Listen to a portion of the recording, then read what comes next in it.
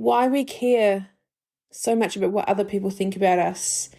Hello and welcome back to Soul and Soma Talk. I'm so glad that you're here with me today because I want to talk to you about something that I see so often in my clients and in my community. And if I'm being really honest, this is something I've lived myself, and it's our deep hunger for approval, like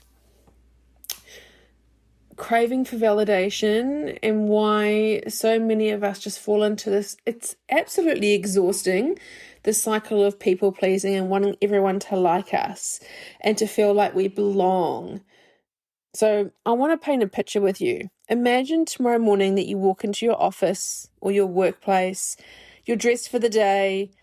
Let's just say that you put a bit of effort into your appearance this day. You've got your hair done, maybe your nails, your skin's glowing, your outfit's chosen with care, and maybe you've been working out, and maybe you just feel really good in your body, but no one says a word, no one compliments you on your outfit, no one notices your hair or your nails or how good you smell, and no one tells you that you met that deadline 2 days earlier. No one tells you you're doing a good job, or no one tells you, no one says that you're appreciated, or, just sometimes when your boss walks past your desk or something, hey, good job. Like, imagine not getting that ever. No one saying that they're proud of you. Now, imagine that this just continues day after day, week after week. You never get any praise again. You never ever hear anyone say, oh, I love that bag, I love those shoes, or really good job on that presentation that you did. How would this make you feel? So for most of us, it would be uncomfortable and even painful, because at the core of all of this, our human need is to belong, to be accepted, to be liked. None of us want to feel like the odd one out. None of us want to stick out. None of us want to feel rejected. Think about school sports. So when I was at school in the 80s, do you remember that feeling when the teacher would say, okay, get 2 captains, stand at the front of the class. Now I want you guys to pick your teams. And one by one, they would pick kids to go into their teams. And you always stood there hoping, oh my gosh, I hope I'm not the last one left. I don't want to be the last one that's left. And that's the kind of pain and rejection that it can stir up. And we even carry that fear into being adults. It doesn't go away. It can lead into our workplaces or our friendships or our relationships, even in simple everyday choices like going out for dinner or picking a movie, or even in your music taste. Like what kind of music do you like? So many of us hand over the decision to other people, not because we don't have preferences or that we don't know what we like, but it's because we're afraid. We're afraid to stand out. We're afraid to be judged. We're afraid that if we show what we're truly like, if people really see us for who we are, they might think less of us. They might not like us. They don't want to be our friend anymore. And I know for me, I wouldn't dare share my real taste of music with anyone when I was younger, because I was terrified that I'd get teased, or I'd be embarrassed, or it would actually cost me friendship. So I just never said what type of music I liked. And growing up, it makes me feel uncomfortable to say this, because I know a lot of you have had different experiences of being a kid at school and stuff, but I want to share this from my perspective, but it's interesting because I feel uncomfortable sharing it. But I'm going to share it because this is what this podcast is all about. So growing up, I had a lot of friends, never had any issues with fitting in and making friends, because I had friends from all different backgrounds and friends from all different reasons why I made different friends. So from the age of 5, I played netball in a netball club, so I had friends from there. Obviously had friends from my school. Then I had friends from my neighbourhood that went to different schools. Then I had friends from, okay, we're just going to share everything. I used to go to brownies and Girl Guides. I don't know if you guys even know what that is. It's kind of like Girls Brigade type of stuff and Scouts. Like, I did that kind of stuff. So I made friends there. Then my parents had a business, so they had petrol stations. So I would also make friends with, especially when I was a bit older, the people that worked at the petrol station. I went to a different high school. So my first year of college, I went to one high school, made friends, and then I went to a different high school in my second year of college, and I made friends there. I also played the saxophone, so I made friends in my orchestra and music club. Then I also made friends from the age of like 13, 14 when I used to race cars with my dad. I used to do gymkhanas, motorkhanas, hill climbs, a lot of car club stuff. And so I made friends at the car club and then so on and so on. So from my perspective, I made a lot of friends from different backgrounds. And the truth is that juggling those circles was really exhausting. So this would happen every weekend without fail, from Thursday to Sunday, because those days I'd go out Thursday, Friday, Saturday, Sunday night. I know, I don't know how I would do it now. But so every weekend from the Thursday to the Sunday, every night I would get at least 4 to 5 different invitations. Come to this party, come play pool, come to the beach, come do this, blah, blah, blah. And what I would have to do every weekend is scramble to choose who I was actually going to. And if you're listening to this and you knew me back then, I am sorry. Because what I would do, I would say yes to everyone because I didn't want to hurt anyone's feelings. And I didn't even know what I was doing. I remember when I used to have a shower and get ready and stuff, I'd be like, I still don't know where I'm going to these 4 or 5 different, Barbara, come here, Babs, come this. And then obviously when I went to university, this stuff still carried on. I made more friends at university, and then I still had all the groups from my netball club and all the other clubs that I've been involved with. So it was a mind screw because So why I'm sharing this with you is because I would say yes to everyone. Then it would come to the final hour and I'd be getting, God, this was just when cell phones were just coming in. The good old Nokia, I can't remember what it was, the model. But anyway, the Nokias, we could only text. So I was only then just starting to get messages, where are you? Or you're coming? And I'd say yes to everyone. And then I don't know what would sway me, but I'd be like, it'll be like, eeny, meeny, money, I'll go here. And then I'd go to the party or go to someone's house to watch, whatever it would be. And everyone else would be like, oh, you said that you were coming. And it's actually really rude of me. I didn't even think to talk to my parents about it. Didn't even think to talk to my friends. I was like, oh, I'll handle this. And I just kept saying no. I just kept saying yes to everyone, but then I'd just turn up to the 1 or 2 things. And then, this carried on for years. And then people would be like, then it would get to the point where, we're not going to invite you now because you never turn up. And I'd be like, no, I'll turn up. Honestly, it was just, looking back, because it got to the point where when I was like 17, 18, I just didn't want to go anywhere because it was just such a mind screw of saying yes to everyone, didn't want to let anyone down, and everyone wanted me to be there because they always had a good time when I was like, oh, Barbara, I want you to come, you're so much fun. But I wasn't having fun. And looking back, I can see it so clearly now because what I thought was a connection with everyone, it was actually me, and I did have a great connection with all of them. Some of them are even still my friends today. They even hung in that long. But what I'm sharing with you is that if I look back, all those connections I had was actually me bending and pleasing and making sure everyone else had a good time. But underneath it all was just like fear of doing the wrong thing, fear of rejection, fear of not being enough. I didn't really have a fear of being alone, but I just it was more for I wanted to keep everyone else happy, because I knew when I hung out with people, they always had a good time, because I just do, that would be my purpose. If you were coming out with me on a night out or to do anything, I'd make sure that you'd have a good time. That was just kind of, I would never worry about myself. I always make sure about, bending and pleasing other people. And so that's what really drives us so much of our hunger for approval, is that we're wired to belong. We want to be seen. We want to be accepted. And that drive just gets us all tangled up in people pleasing, and it pulls us away from who we really are.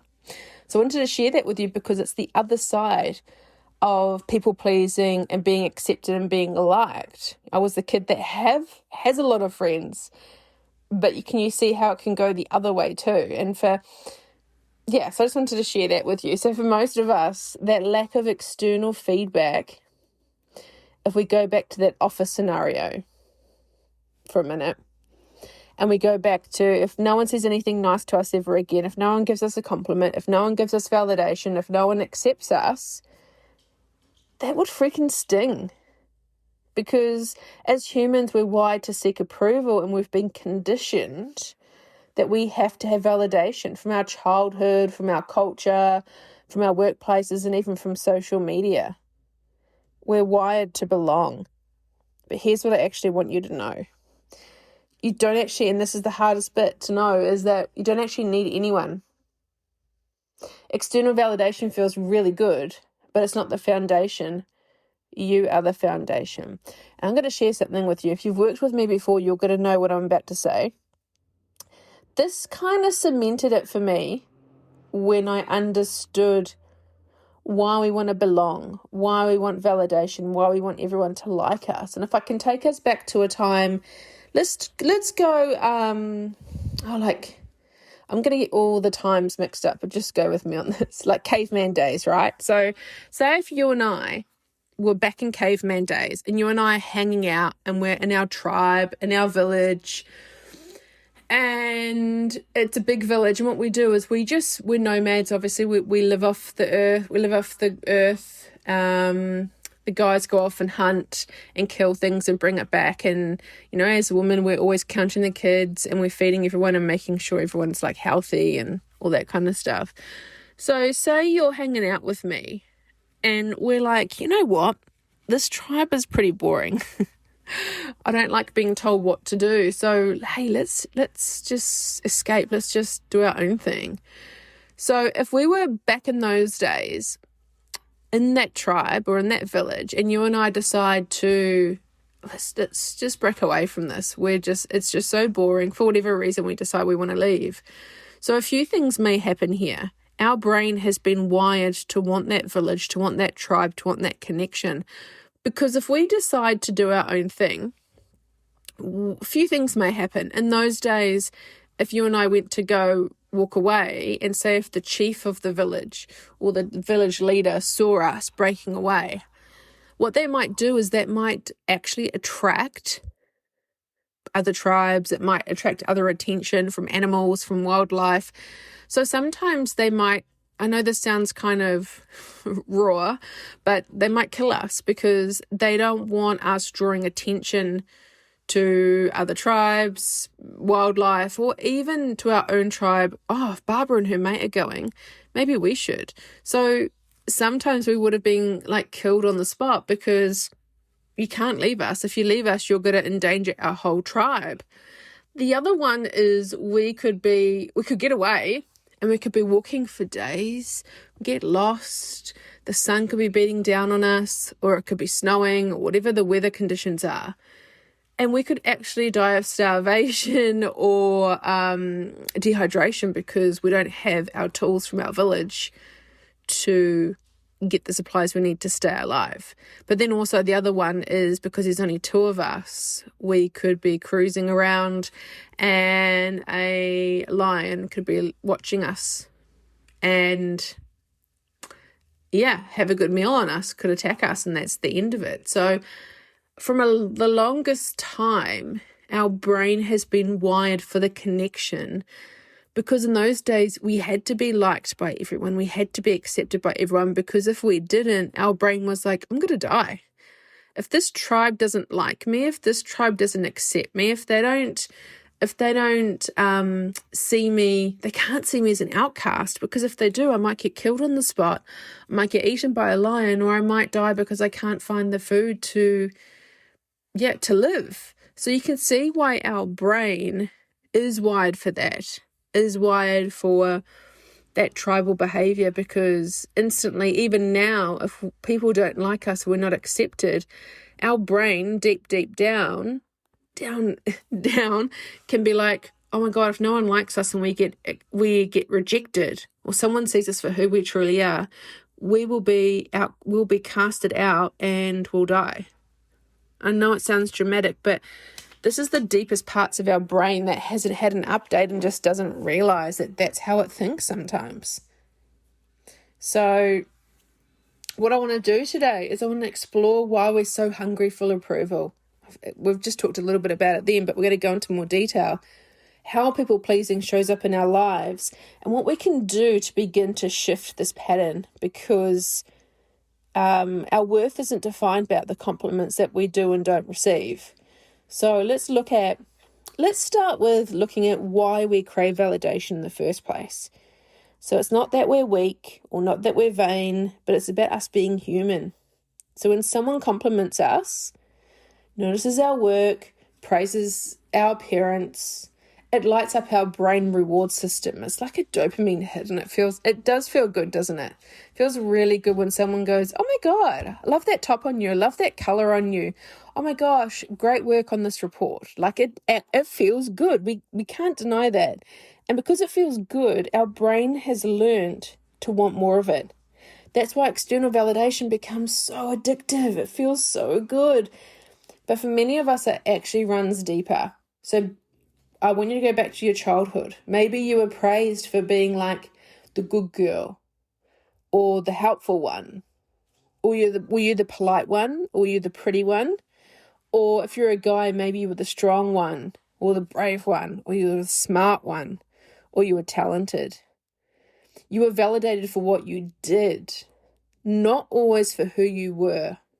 So over time, we've learned to equate love and safety and belonging with approval. And when that approval wasn't there, we felt unsettled and maybe even a little bit unsafe. So if we fast forward into our adulthood, the pattern continues. So at work, we can wait for our boss to recognize us, to say that we're doing a good job. That I know that I can relate to that one for sure. You know yourself you're doing a good job, but when you hear it from someone else, like especially your boss or the CEO, oh my God, it literally is that dopamine hit. Like when you think about it, it feels like, oh my God, they see me, oh my God. And then that could relate to, oh my God, I'm going to get a promotion or I'm going to get more money. And in relationships, we wait for the compliments from someone new that we meet. So we know, oh my gosh, I'm attractive. Yes, you're giving me compliments, so I feel attractive. And in friendships, we always want the constant reassurance that we've just become so used to. Like I can't comment for guys, but obviously for girls, like when we hang out with the girls, we'd always go, oh my God, I like those nails, or I like I don't know, like your room, or I like that poster you've put up. So we always would give, in my friend group, we'd always give each other heaps of compliments. Like, it was just something that I would see and hear a lot. And obviously we can't ignore social media. So that's a huge part of today's world that has been designed for us to keep chasing validation. There is no end date with that one. Like every comment, everything is, we want validation of people. If you've ever posted a selfie or posted a photo, you always keep looking, going, how many people see it? Do they like it? And when you hear people go, slay or queen or the fire emoji or whatever, everyone's like, oh my God, I feel hot. But it's always from other people. Do I feel seen? Do people see me? So if we kind of put everything together, it makes sense, doesn't it? Why so many of us are hungry for approval. We've been wired for it. Just because it's normal, though, it doesn't mean it's healthy. And there is a cost to this. There's a cost of living this way. Because if we're constantly chasing this validation and approval, we lose ourselves. It's the loss of authenticity. So when you're always trying to earn approval, and this was me. I cannot begin to tell you that this was me. We move and shape ourselves to what others need us or want us to be. And I had different versions of that depending on what group I was with. And you become the reliable one. Well, clearly that wasn't me, was it? But I'm the strong one. I'm the funny one. And then sometimes it's especially when we're younger, it's all to do with how we look as well. We could be the attractive one. And whatever role that we think that we make people happy by being around us. We could be the funny one. We can be the one that pushes the boundaries, so we're always a bit naughty when we go out. there's always like a type of person that we are, but in the process, we lose touch with who we really are. And to be honest, I don't think many of us really start off with actually knowing who we are.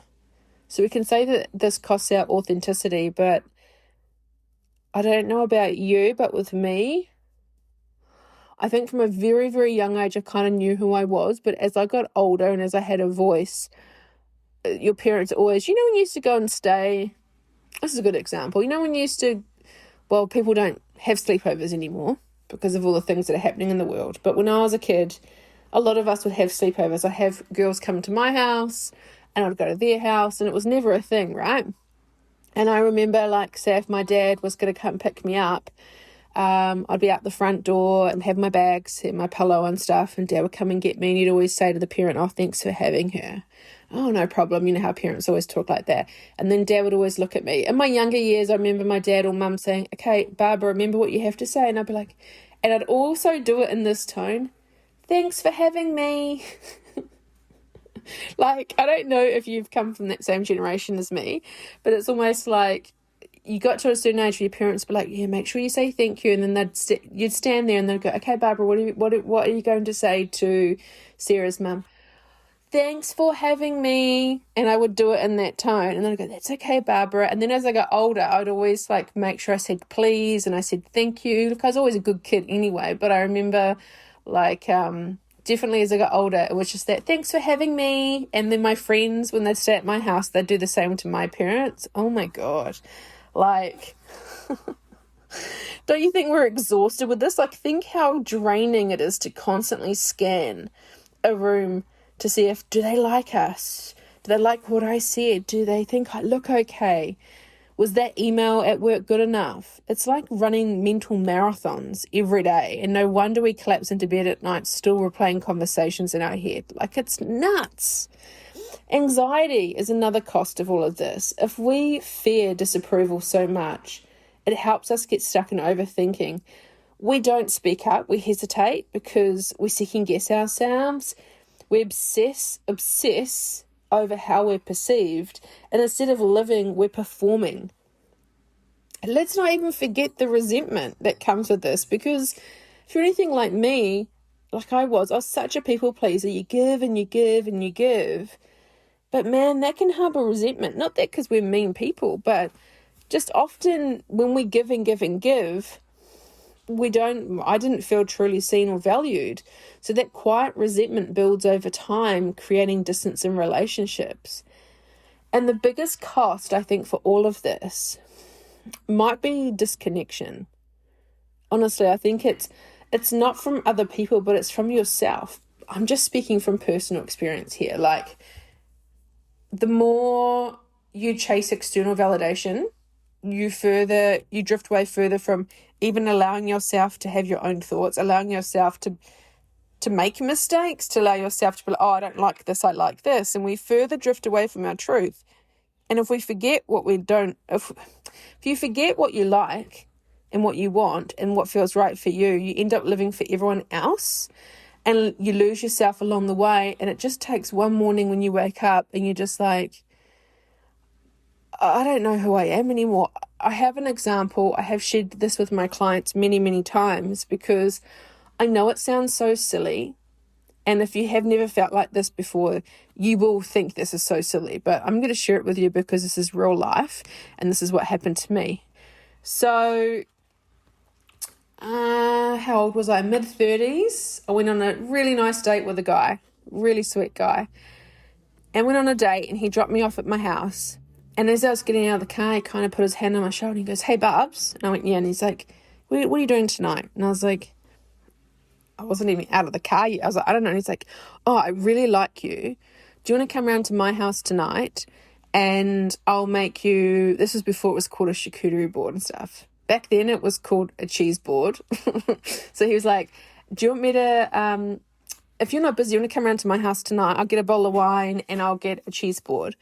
Tell me all your favourite things and I'll get them for you." And look, I know this may sound so stupid and so basic. I'm smart. I know I'm intelligent. I've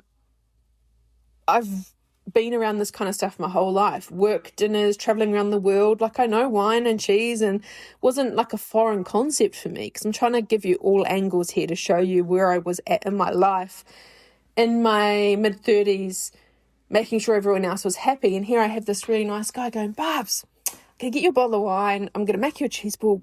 Tell me all your favourite things. And I just sat there thinking, fuck. Because normally if I went out with the girls or with anyone, they'd be like, what wine do you want? Oh, just get what you're having. I'll just have what you have. I would never. And it's so surprising now because I'm so different. But it was just easier. I was like, oh, what do you guys want? Yeah, we'll get this bottle of Verve, or we'll get this. Cool, you just get that. I would never choose what I wanted to get. And then with dinner, I'll just be like, because the times I did pick, I always picked shitty. Do you know when you ever go out for a meal with people and you pick something and then you have food envy because it turns up and you're like, oh, I should have copied them. So in this moment, I remember sitting in his seat, in the front passenger seat, going, fuck. A, I don't know how to answer this guy, but B, I'm so embarrassed and I'm actually fucking mortified that I'm a grown woman and I can't even tell him what wine I like or what I want on my... Do you know how embarrassing that was? And I actually just... Because I took so long to answer, he looked at me and goes, are you all right? And I was like, okay. I said, one thing is, a guy's never done this for me before. And he was like, that's pretty sad. And I was like, yeah. That is fucking sad. I was like, yeah, that is sad. And he was like, oh my God, I can't believe it. I said, yeah. So I haven't had a guy ever ask me that question. And B, I don't know what I like. And he was like, are you serious? I was like, yeah. And he's like, look, leave it with me. And I can't even remember what he did, but it would have been nice, I'm sure. I can't remember it, so it must have been fine. But I wanted to give you that example because that's how disconnected I was from myself. I know it's only a simple moment in time of like wine and cheese, but I could not tell you what I liked. Fuck, that was nuts, honestly. Yeah. So I didn't even know who I was. And I didn't even know that I didn't need anyone but myself. I always wanted people around me.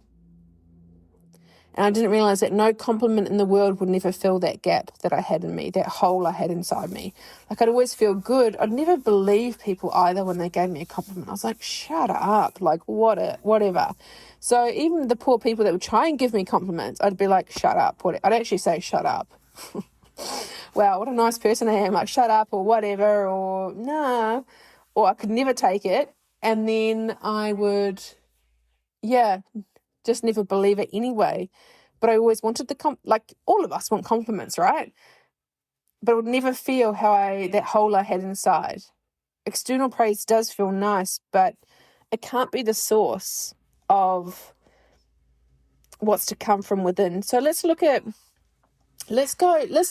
how do we shift this? So how do we shift wanting all this validation and approval and acceptance from everyone? I think what we start with is awareness. We need to begin by just noticing it, catching ourselves when it's happening, going, am I doing this because I want to? Or because I hope someone else will notice? Or because I want someone's approval?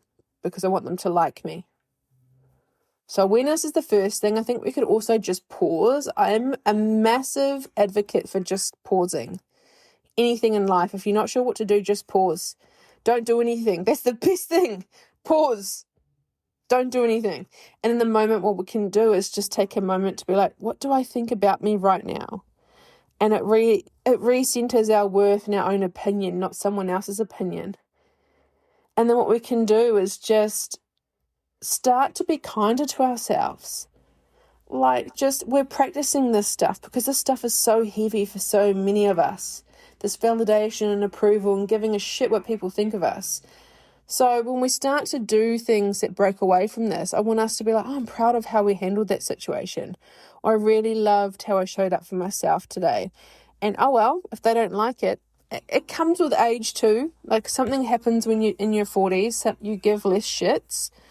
But I feel like that's an automatic kind of I don't know, thing that you feel, but I think it's really important that if I had any of this stuff when I was younger, it definitely would help me. It would just help me to feel normal, that everyone kind of feels like this. It's not just a Barbara thing. It's not just a me thing. But I think the most powerful thing I can share with you today is to practice imperfection, which is hard. It's saying no. Stop being perfect to people. Say no. Wear the outfit because you love it, not because you're wearing it to get someone's approval or you're waiting for a compliment. Start by small things. When you go out for dinner, go, I want this tonight. And if no one else agrees, well, just stand strong and be like, I'm proud of myself.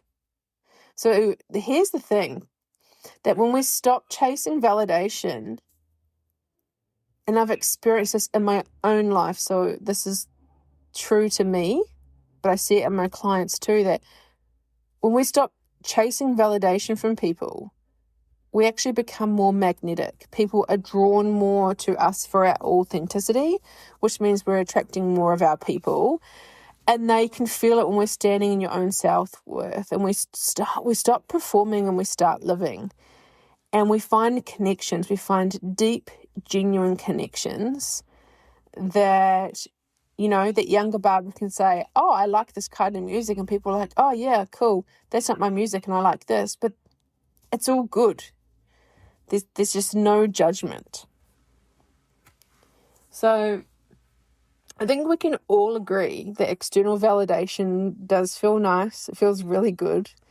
It's human.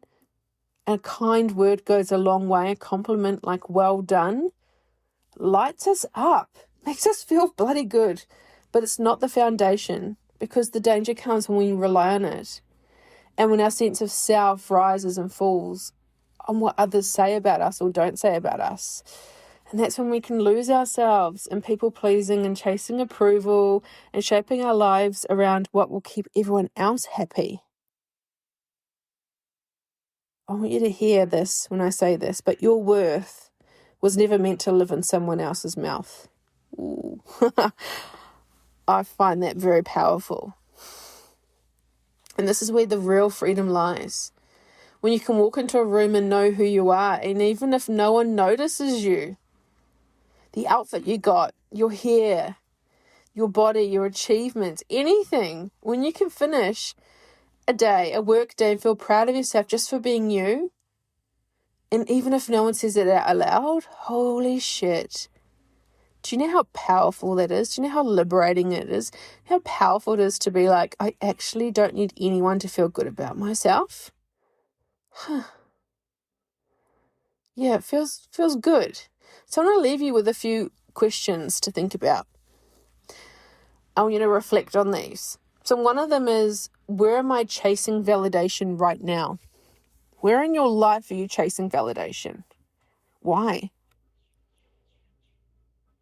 And what do I make it to mean about me when I don't get validation? What do I make it mean about me when I don't get validation? So if people didn't notice things about me or what I was doing, I'd be like, what am I doing wrong? I'd instantly put it on myself. And what would it feel like to give that approval to yourself first? So when we start validating ourselves, we start showing up as the version of you that you approve of.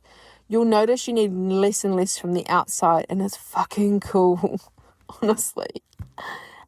If I can do it, you guys can do it. And ironically, it means that when people start noticing you more, but it's not because you're trying, but it's because you're authentic, that you're the real you. So I'm going to call you my friend. Before you people please, before you wait for someone else's approval, oh my God, I want you to pause and ask yourself this. What do I think of me right now? And that answer will always matter most. Stop looking at other people going, do they accept me? What can I do to be accepted?